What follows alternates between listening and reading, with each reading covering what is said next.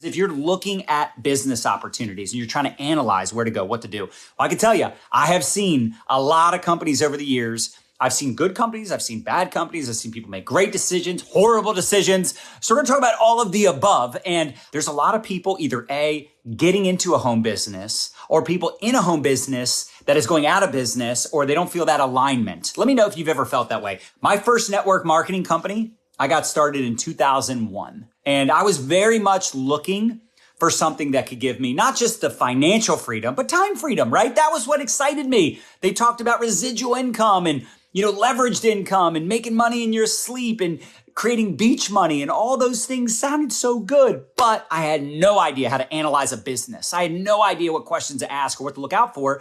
And I will say I learned a lot, right? I learned a lot in that company. That was my very first MLM. But I did spend more than I made. I really didn't have a lot of influence back then. I didn't have a great, network of people to pull from. So I kind of rode the struggle bus a little bit. Like I said, I spent more money than I made, but I did learn a lot. I learned a heck of a lot. I learned what to do. I learned what not to do. I learned a lot about myself. The personal development was insanely valuable, right? I didn't know that at the time. It went out of business, but I took what I learned and I went into the mortgage industry and I smashed it. I crushed it. I had a ton of success. I wanted leveraged income. So I got back into network marketing in 2006. Probably didn't really ask all the right questions. I thought it made a lot of sense. So I got started and, I worked with that company for 7 years total, 5 years full time. I sacrificed everything to build that business. But again, this is kind of how I ended up with MLM PTSD, because after 7 years, I had 0 people making money. And I was so burnt out, working 8 to faint. And I just started to lose my passion and my belief. So now I'm like, all right, I need to find a company that has a legitimate product that I would buy and use outside of the comp plan, which if you're asking questions, that would probably be a good question. Where's all the volume coming from? I didn't ask that question, but I did say, do I like the product? I joined that company. I put 7,000 people in that deal in 2 years. Now, it was a giant binary. I didn't really understand binaries. I'm not a fan of binaries now because of my experience. I'm sure some people will say, well, ours is a hybrid. I don't like the two that get two, they get two. And I know big leaders that go to a binary, they always want a top spot, so they get positioned above all these other people. I don't think that's fair. So for me, I didn't have the best experience in that company. Just because a lot of my people, again, weren't winning. And again, it was because it was all about recruiters recruiting recruiters, too much emphasis on the business. And I'm like, okay, that's it. I am going to start to look at companies differently. I'm not just going to get sucked into some slick talking leader that says all the right things, but can't really back it up. And I was looking for a company, and this is what I'd recommend for all of you right now. If you're looking to get into a home business or find a new home business or whatever your situation is, because the economy kind of sucks right now. So people are looking around. People are keeping their options open. I can't tell you how many real estate professionals I've spoke to, or people in a job or traditional business looking for other income streams. You got to find a company that has a standalone product line. Like, is the product a product that you would use at the price point? Is it the quality product? Would you buy it? Would you use it? Would you talk about it if a comp plan wasn't attached?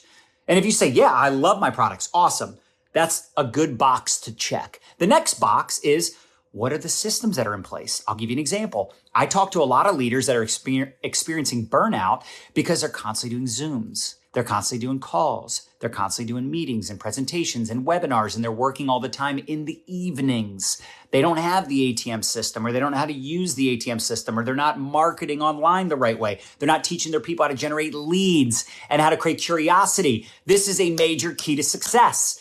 You need to teach people how to market, how to build a brand. Now, listen, you might not teach a brand new person that's like 10 days in, they're 2 months in, but at some point you should teach people how to branch outside of their warm market and not just rely on, finding people in their warm market. A lot of these network marketing companies know nothing about marketing. They know how to network spam, network pitch, network recruit, right? A lot of these network marketers, they have commission breath and they show up as an infomercial and it stinks. You need to learn how to market you. You are the brand. I know you might love your company. You might love the products and the leadership. And I look, you should talk about those things. You should tell your story and why you chose your company, why you chose that product, why you're building this business. What is your short-term goal? What is your long-term goal?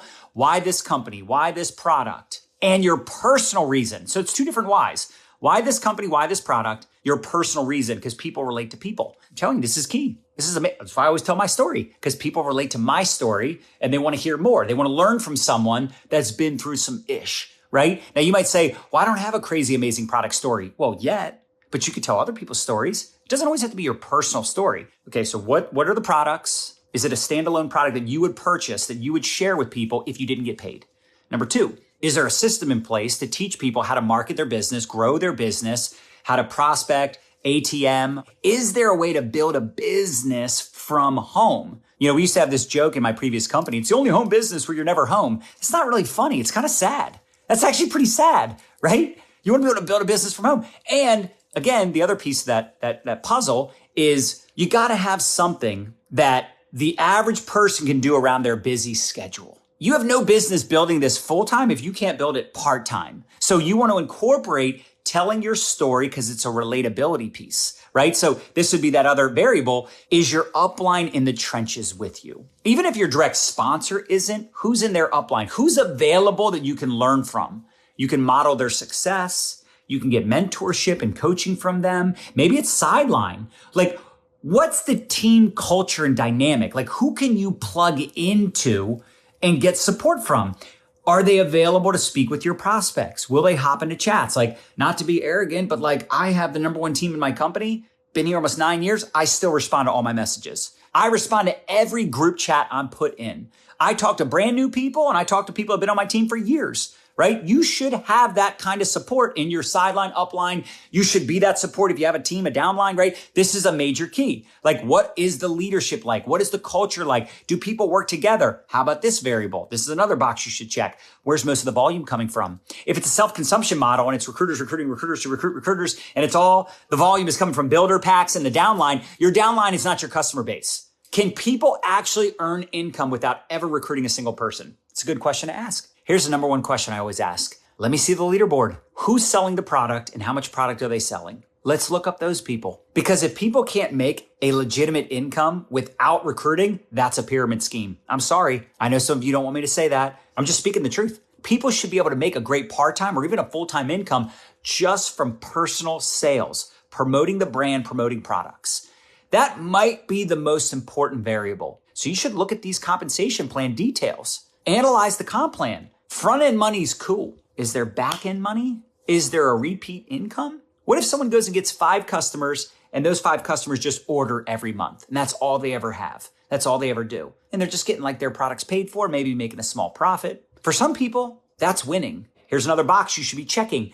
Is it a willable, sellable asset? Bottom line, I think you really got to find out where's the revenue coming from, who are the top promoters, how much revenue are they doing? It's kind of a big deal because if all the volume, like I said, is coming from recruiters recruiting recruiters, what happens when the recruiting dries up? What happens when people stop recruiting? Who are the decision makers? Who's going to be my upline? What's the support like? What's the culture? What are the systems in place? Am I allowed to have multiple income streams? What is their social marketing strategy? What is their lead generation philosophy? How are they exposing people to the products and opportunity? This is why we have the ATM system, right? You add, tag, message. You add them to the group, tag them in a video, send them a message. The leaders, are they in the trenches? And I know some people will be like, oh, what, are you trying to like promote your business and your company because you have all those boxes checked?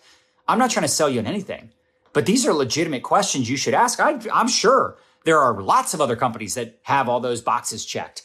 But if not, if you're looking at opportunities, you're thinking about getting into the home business arena, or you're switching companies, or you're trying to make a big decision, if you're not asking these specific questions, these are not things you are analyzing, you are bound to make a mistake.